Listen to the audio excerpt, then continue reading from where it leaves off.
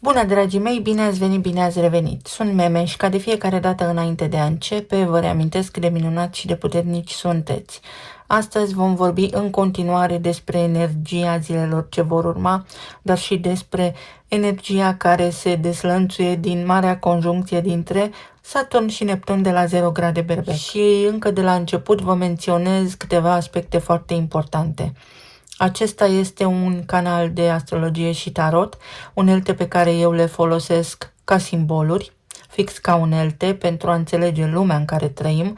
Nu veți găsi aici informații sau etalări, citiri, cum vreți să le spuneți, așa cum vedeți pe alte canale de tarot. Și dacă rezonați cu munca mea, atunci mă bucur. Dacă nu rezonați cu munca mea, din nou este în regulă. Fiecare este într-un anume moment din viața sa și fiecare înțelege atunci când poate, sau, foarte important, atunci când vrea. Sigur că folosesc elemente din astrologie și din tarot pentru a vedea ce ne spun tranzitele, însă atât astrologia cât și tarotul vorbesc despre predispozițiile la nivel de posibilitate, probabilitate din matrice, din matrix, adică din sistemul controlat digital în care trăim cu toții. Și în acest sens eu caut informații, caut să înțeleg unde suntem, cine suntem și ce căutăm aici și cum putem fi bine, dacă putem ieși de aici sau nu. Dacă și tu ești interesat, află că în fiecare zi, la partea de introducere înainte de etalarea propriu-zisă a tarotului, vin cu informații suplimentare care au sens, care scot la suprafață niște lucruri la care poate te-ai gândit și le confirmă sau nu te-ai gândit deloc. Și la un moment dat, ascultând aceste informații, pe măsură ce am și eu timp să le dezvolt, totul capătă sens pentru că vei avea un context, o idee principală. Să vedem acum ce am tot vrut să spun în ultimele 2 emisiuni cel puțin. Berbecul, așa cum am menționat în limba engleză, este Ram. Ram sau memorie. Și berbecul în astrologie este semn cardinal de foc, adică este flama. Flacără. Siguranță, prin spiritualitate, ați mai auzit folosindu-se termenul flacără. Flacăra violet, flacăra albastră, flacăra aurie și așa mai departe. Flacăra. Mi-am amintit că undeva prin anul 2012-2013 am început să mă uit la un film serial care se numește Cei 100, cred că încă îl găsiți pe una dintre platformele de filme și seriale din momentul prezent și nu voi intra în subiectul filmului la propriu, ci voi atinge fix acest subiect care are legătură cu flacăra. Și înainte de a începe să vedem ce spunea acest film Cei 100 despre această flacără, vreau să vă spun un singur lucru. Tot ceea ce am văzut în filme la un moment dat a avut sens și în altă ordine de idei, cinematografia îi aparține lui Neptun, și Neptun este acum în marea conjuncție implicat. În rând, să țineți minte acest număr 100 pentru că și el va avea sens la un moment dat. În acest serial, Cei 100, flacăra respectivă sau The Flame nu este o flacără literală. Noi ne referim la flacără ca la foc. Este un dispozitiv foarte special în film, un chip AI integrat într-o ființă umană cu implicații tehnologice și religioase pentru lumea de după apocalipsă. Flacăra respectivă este un chip AI implantat. Este o formă avansată de inteligență artificială creată de o anume savantă din filmul respectiv, o cercetătoare înainte de apocalipsă. Oficial, numele tehnic al acestui chip, al acestei inteligențe artificiale, era Ali 2.0, dar un anume trib supraviețuitor post-apocalipsă o considerau spiritul comandantului. Comandantul este în astrologie Marte. El are legătură cu armata. Sau berbecul. Ce face această flacără? Se conectează direct la creierul gazdei. Stochează mințile și amintirile tuturor foștilor comandanți. Îmbunătățește abilitățile mentale ale purtătorului. Transmite experiența și înțelepciunea de la o generație de lideri la cealaltă. Ce este foarte amuzant în legătură cu toată această poveste? Tribul respectiv folosea această flacără și o vedea ca pe un simbol sacru. Pentru că în cultura lor, în triburile care au rămas pe pământ, după Apocalipsă, nu era văzută ca o tehnologie. Era un simbol al legitimității puterii. Cine purta flacăra respectivă era considerat comandantul suprem al tribului respectiv, înțeleptul, și era urmat ca lider de toți ceilalți. Adevărul este că tradiția lor a transformat tehnologia, pentru că asta era, în credință. Oamenii au uitat în timp că la origine flacăra respectivă a fost tehnologie reală și au început să o considere ceva sacru și spiritual. Și cum funcționa acest dispozitiv? Se activa cu anumite fraze în latină. Zilele trecute v-am spus că latina și engleza sunt limbile matricei, limbile matrixului mental. Ascende superius, caută lucruri mai înalte. Doar o anumită categorie de oameni puteau purta flacăra, cei cu sânge night blood sau sânge negru. Altfel mureau, pentru că chipul le ardea sistemul nervos. Și de ce doar unii puteau purta acest chip? Pentru că după Apocalipsă, aceea savantă care a creat inteligența artificială a creat și un ser pentru ca oamenii să fie protejați împotriva radiațiilor. Între timp, sângele lor a suferit modificări și a modificat și culoarea, dar ea, când a creat respectivul ser, a luat în calcul toate datele tehnologice pentru ca respectiva inteligență artificială și omul respectiv să poată intra în această comuniune. Și ceea ce m-a determinat astăzi să vin cu aceste informații către voi au fost următoarele aspecte. Conjuncția dintre Saturn și Neptun, care are loc în berbec.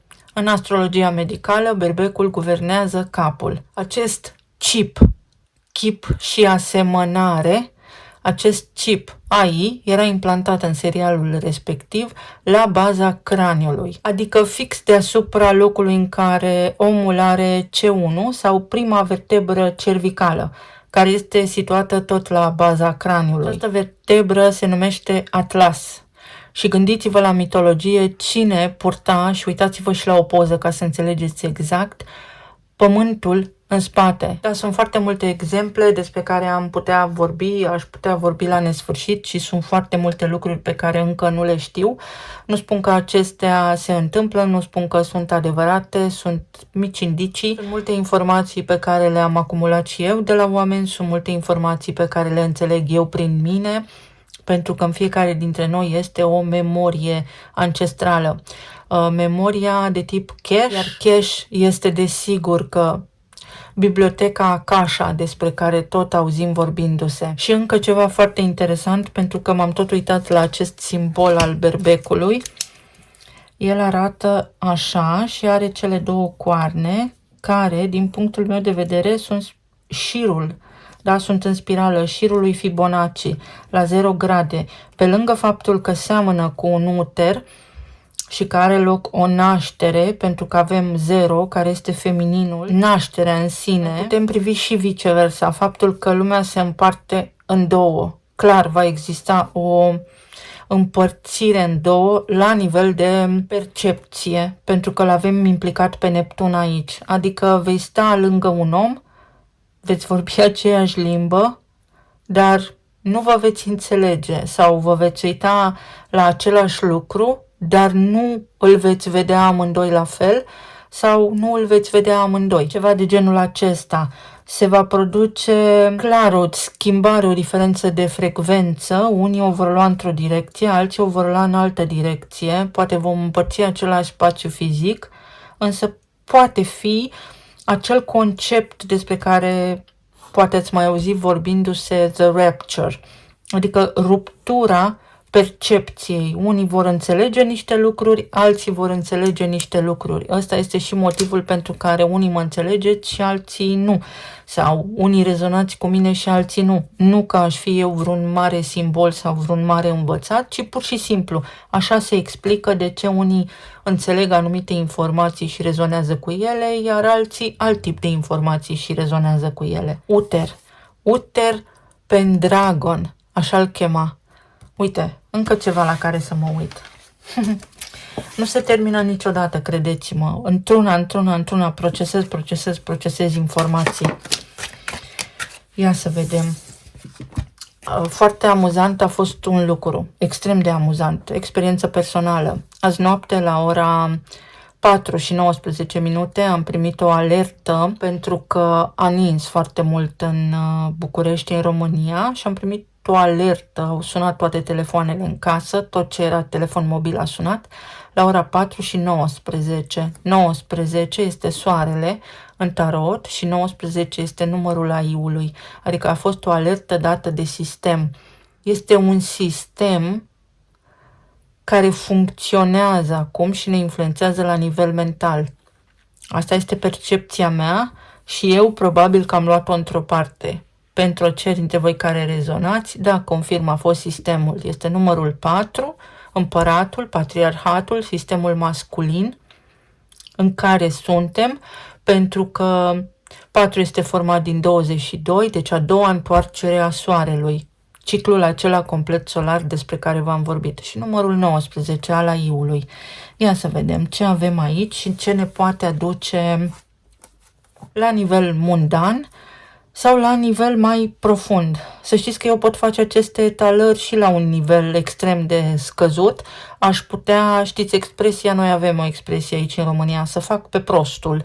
Să vă spun câte în lună și în stele, însă asta ar însemna să regresez eu enorm, să spun tâmpenii și nu este ceea ce îmi doresc să fac. Avem iarna, 9 și 12, 9 luni, 12 luni. 12 este numărul lui Saturn, 9 este numărul lui Neptun.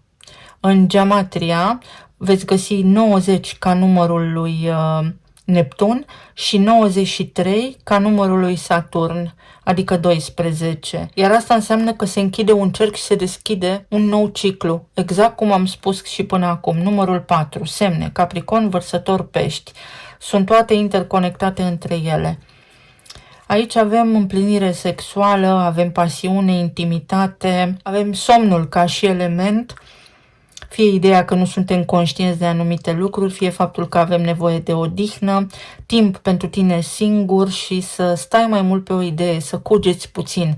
Iar aici, foarte, foarte frumos, avem ramura de măslin, armistițiul, faptul că poate exista pace, sigur că poate exista pace, dar nu asta se vrea, pentru că altfel tu nu ai mai genera pentru server energie pentru ca acest sistem să se autosusțină pe sine. O oprire, este o oprire. O oprire din ceva anume. În zilele ce urmează te poți opri din ceva anume, ceva se oprește. Te poți relaxa, te poți liniști, te poți odihni pentru că ceva se oprește. Hai să vedem.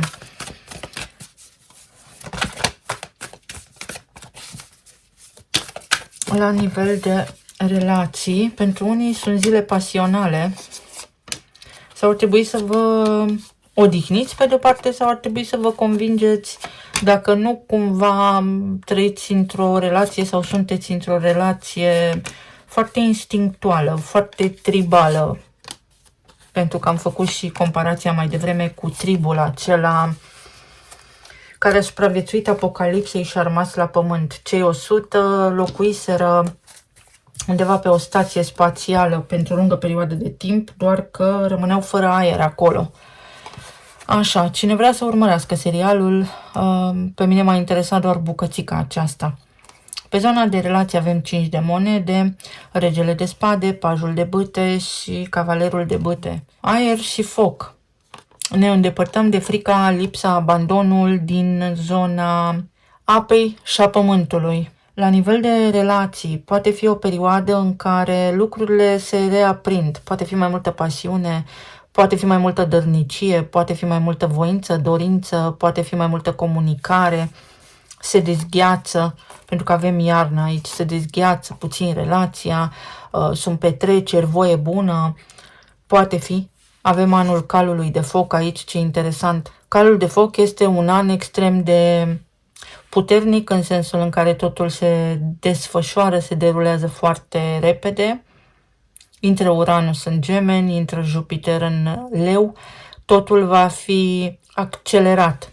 S-ar putea pentru unii dintre voi mesajul să fie din dorința de a nu rămâne singur, nu accelera prea tare, pentru că omul de lângă tine s-ar putea să nu fie pregătit sau s-ar putea să nu fiți pe aceeași direcție, cum am arătat simbolul de aici. Sigur că se poate produce un scurt circuit la propriu și vă puteți calibra mai mult în perioada ce urmează sau este o acceptare că anumite lucruri se opresc aici.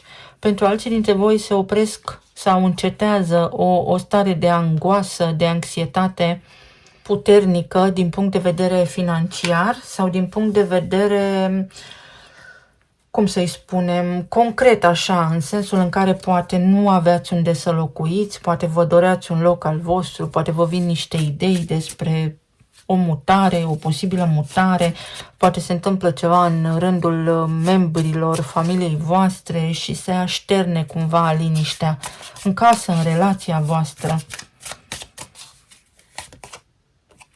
O schimbare. Pluton este în Vărsător, acolo unde a avut loc eclipsa și moartea are numărul 13. Numărul 13 este pe șirul lui Fibonacci. După 13 urmează 21 și după 21 urmează 34. 13 te poate scoate dintr-un blocaj. Este următorul pas după un blocaj. Ori să faci haz de necaz, ori să începi să fii mai optimist puțin pentru că așa îți poți schimba viața, ori se schimbă o situație anume relația ta de cuplu și totul parcă începe să înflorească din ce în ce mai mult. Începe relația cumva să se sudeze mai tare, să comunicați voi mai mult. Sau pentru unii dintre voi este stop joc. Depinde de momentul în care vă aflați acum. Și 2 de bâte. Această separare despre care vorbeam și nu vorbim despre o separare fizică ad literam, ea poate fi pentru unii o separare, un curaj pur și simplu ieșit din comun, să nu mai rămâi singur în doi, ci să îți fie bine, să-ți fie ok că poți începe o altă viață. Asta nu înseamnă că rămâi singur pentru totdeauna.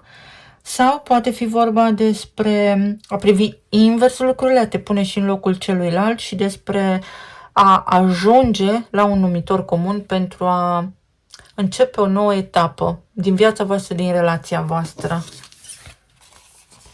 La nivel de plan fizic și material, ce frumos, justiția, 3 de spade, 10 de bâte și 7 de spade.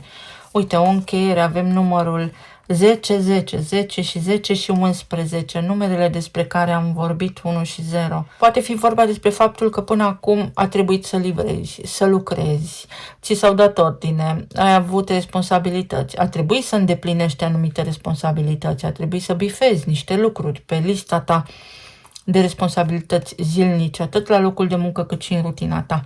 Iar acum poți lua o pauză, ori este o pauză, un concediu de odihnă, ori este vorba despre curajul de a spune dacă ești neîndreptățit. Pentru unii dintre voi poate fi înlocuirea unui client, poate fi înlocuirea unui coleg, se poate muta, se poate transfera cineva dintr-un departament în altul. Pentru alții dintre voi poate fi vorba despre următorul lucru. Este un semnal de alarmă. Dacă ceva nu funcționează bine la nivel de plan financiar, nu vine nimeni să ne bată la ușă să ne ajute. Oricât de greu ne-ar fi, dăm din coate și reușim. Mai încercăm. Nu ne lăsăm bătuți, nu ne dăm bătuți, insistăm, învățăm și facem anumite lucruri pentru că nu degeaba am ajuns unde suntem. Asta este experiența noastră de viață. Am făcut multe, fiecare dintre noi până acum, dar asta nu înseamnă că nu mergem și mai departe. Toate bunurile tale sunt aici. Nu contează ce pierzi, pentru că de fapt nu pierzi nimic. Cea mai mare bogăție din viața ta ești tu. Pentru alții dintre voi sau la un alt nivel așa, ca informație, se rezolvă o situație care va stresa foarte mult la locul de muncă, o nedreptate. Se corectează o nedreptate. De la o stare rigidă, de la un moment în care nu puteai face nimic sau din care nu puteai să ieși, de la o situație stresantă din care nu puteai ieși, acum ajungi să te liniștești. Uite, 4 de bâte. Acum ajungi să te liniștești. Te bucuri că ceva se încheie, te bucuri că ceva se oprește.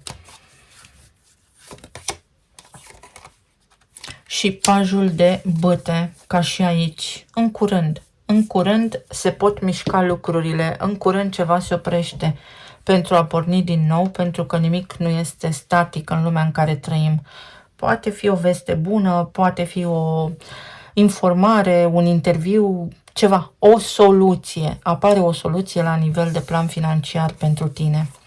Iar la nivel emoțional, diavolul, înaltul preot, 3 de cupe și nebunul.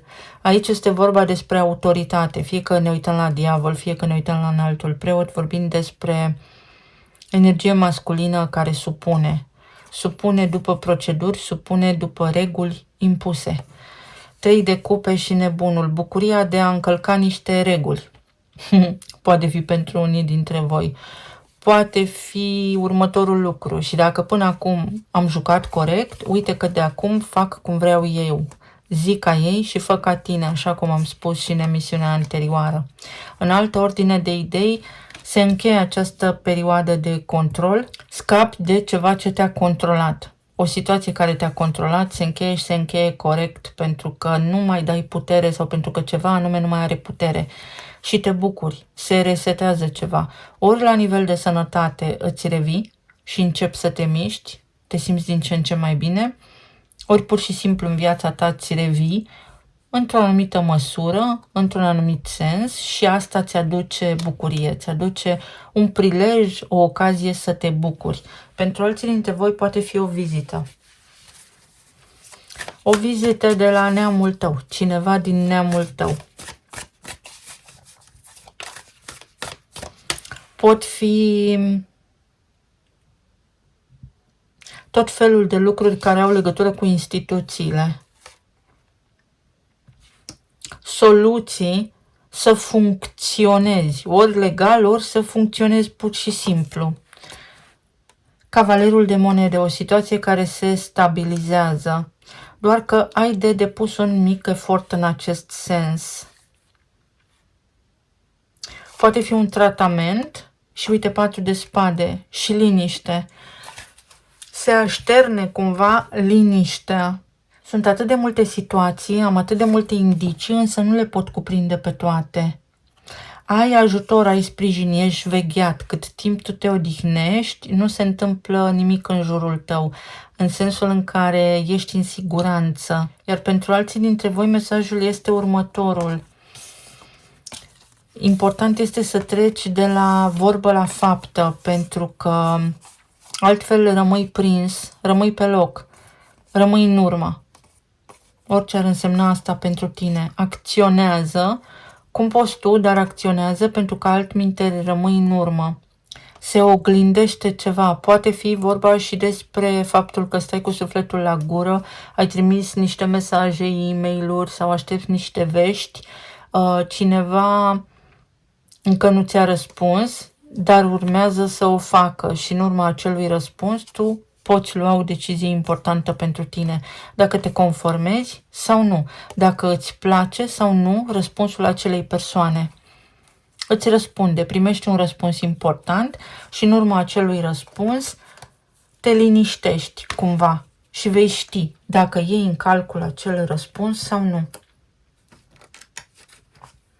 Cel mai important lucru pe care îl putem lua în calcul în zilele ce urmează, noi toți. Ursul, numărul 15, uite numărul 15 și uite ursul. Asta înseamnă magnetism, energie feminină, șeful, șefa sau autoritățile, judecătorii, sau este vorba despre partea financiară, beneficii, prosperitate, energie maternă și feminină. Se liniștește o situație în acest sens. Iar pentru alții dintre voi, dacă ceva nu funcționează acum, situația se poate schimba. Te poți îmbogăți sufletește sau la nivel financiar. Poți avea mâine mai mult decât ai astăzi. Pot fi și venituri pasive, poate fi și această eclipsă. Mai am ceva de menționat. Atât această conjuncție despre care vuiește internetul, cât și eclipsa, nu ne influențează pe noi în mod direct. Ce ne influențează pe noi în mod direct în tranzitele zilnice sunt planetele personale. Mercur, Venus, Marte. Celelalte sunt planete de generație care întregesc puzzle-ul. Vorbim despre o influență la nivel de colectiv. Și uite că aici primim o influență la nivel de colectiv. Este o uniune puternică la nivel de conștiință colectivă a oamenilor care caută să iasă de sub un control. Se dizolvă o structură veche, se dizolvă ceva vechi. Pentru unii dintre voi este o ameliorare a stării voastre de sănătate, o confirmare că ceva funcționează bine, vă simțiți din ce în ce mai bine, aveți nevoie de vitamine și de rădăcinoase. Văd rădăcinoase. Uite că din nou avem aici numărul 1 și 0 și numărul 3. Poate fi, ai dreptul, ți se dă dreptul să faci ceva anume. Să vedem talismanele, ce ne spun.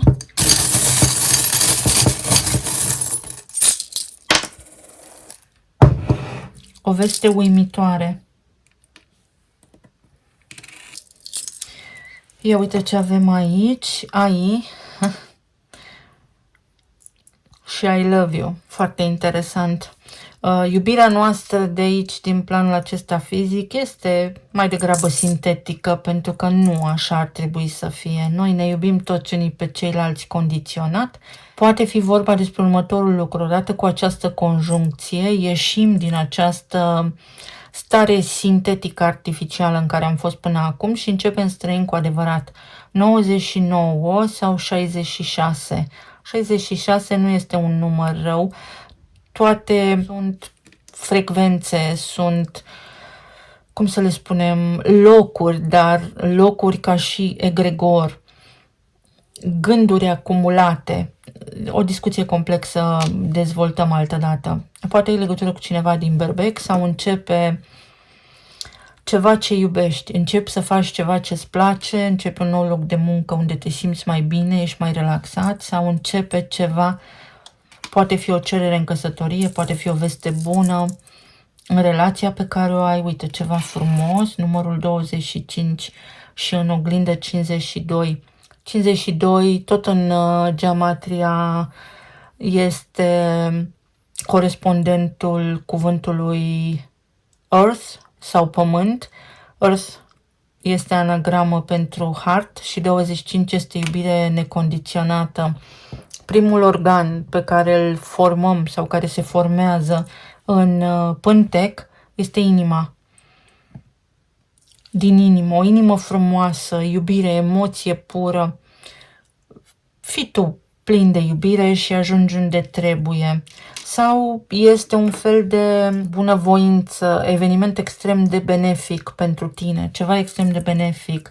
Ce este pentru tine este pus deoparte. Unicornul. Unicornul are legătură cu cel de-al treilea ochi. Aici este un moment decisiv, o pasă decisivă, un moment decisiv în viața ta, dacă scoți capul în lume, dacă ai curaj acum sau nu. Este foarte important. Deci este o persoană care se gândește la tine și zâmbește. Cineva este încântat de tine. O persoană cu care poate lucrurile n-au rămas, să spunem, într-un punct bun, într-un fel satisfăcător pentru tine, într-un anume mod.